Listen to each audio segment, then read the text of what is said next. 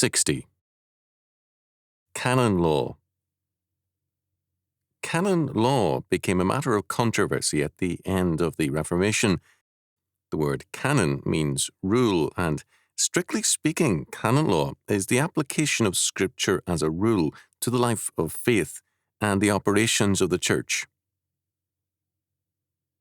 According to A. Boudinot, canon law is the body of laws and regulations made by or adopted by ecclesiastical authority for the government of the Christian organization and its members. It came from Scripture, he said, from natural law also, and from human or positive law formulated by the legislator in conformity with the divine law. This is a modern definition, but an accurate one in describing what canon law became. In origin, it was the application of Scripture and its law to the Christian community. It was binding on the Church and on its members, but the states and every other sphere were no less duty-bound to obey the canons of Scripture. The development of canon law was inseparable from the conversion and the civilizing of Europe. It meant that the moral order of man and nations was under the jurisdiction of God's law. The Church, thus, had ecclesiastical courts. These courts tried all cases involving marriage, legitimacy, and thereby inheritance, separation, dowries, last wills and testaments, contracts made under oath to God, and more. As a result, Christian standards were made the basis of society. Martin Luther, while not an expert in canon law, studied it for a time and later made use of it. As the Reformation began, Luther concluded, with some reason, that the papacy and the whole Roman system were entrenched in canon law.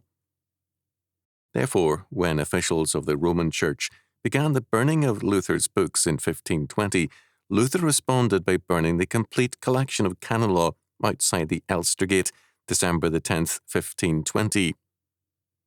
This was his main target. As an afterthought, the papal bull was also burned. The event is most remembered for the burning of the papal bull, but the more radical act was the burning of the canon law.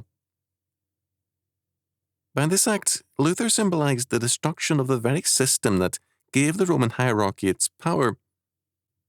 The teaching of canon law was discontinued at Wittenberg. Harold J. Berman has indicated something of the meaning of this event. When Martin Luther publicly burned the canon law books, he performed both a religious and a political act, symbolizing the revolt against the Roman Catholic conception of a visible, legal church and the desire to purge the existing political and legal regime of ecclesiastical influence.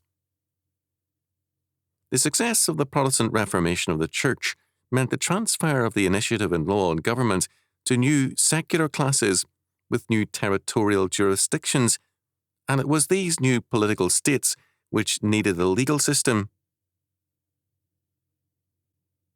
Luther, by his insistence on the meaning of justification, created a revolution which promised new power for the Church and Christendom. By burning and renouncing the canon law, Luther created a contradiction to his work. He surrendered morality and life to the state. It is true that canon law had become, in many areas, wayward and full of irrelevancies.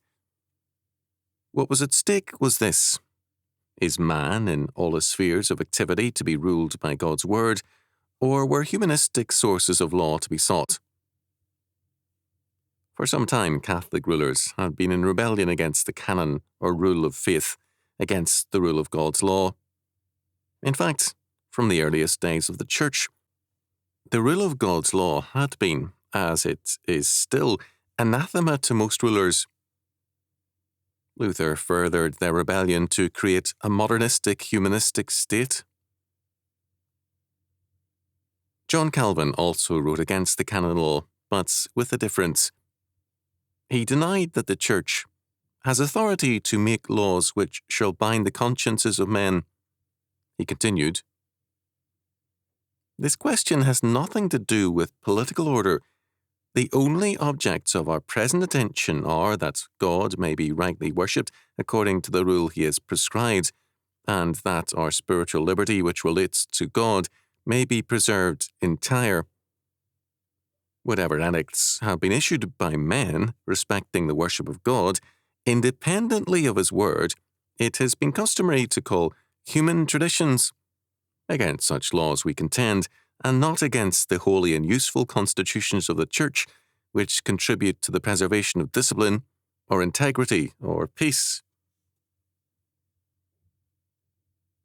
The general tenor of Protestantism has been closer to Luther at this point than to Calvin. What has happened as a result is that Christianity and the Church have been removed from everyday life and limited to the private life of the believer, and even this sphere is now being challenged. Instead of reforming the canon law, the Church has mainly abandoned it. As a result, the priorities of life now became statist, not Christian. The seeds of this shift were in the medieval system, because reason was identified with law, and reason had become Aristotelian, not Christian. This gave the philosophers an edge over simple believers and over the Church. The secularization of Europe followed. Its essential premise was that the issues of life are to be determined out of the context of this life, not in terms of God and the Bible. This meant a radical shift in the outlook of men. In the earlier eras of the modern age, anti-Christianism meant atheism.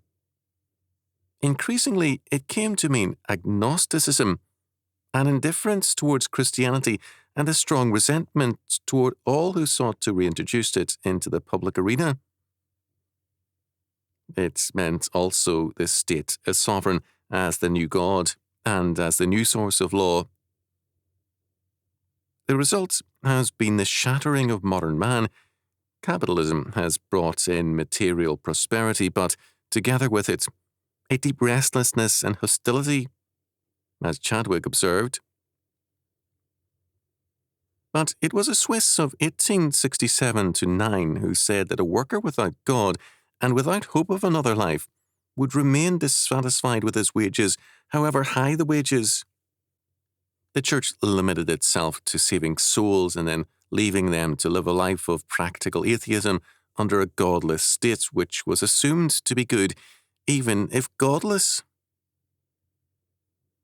The modern state, whether openly or implicitly, hates the Church and resents its every effort to be Christian. This should not be surprising. When the Church proclaims the whole Word of God, it introduces a canon or rule in the public arena which judges every sphere of life and thought. The premise of the state is that it is the source of all law and judgment. Its basic faith is that the state is judge over all and to be judged by none. A moral order and law apart from the state which judges the state is rightly seen as an attack on state sovereignty. According to Chadwick, again, be in tune with the universe. It is the cry of Marcus Aurelius, which Taine and other positivists took to themselves.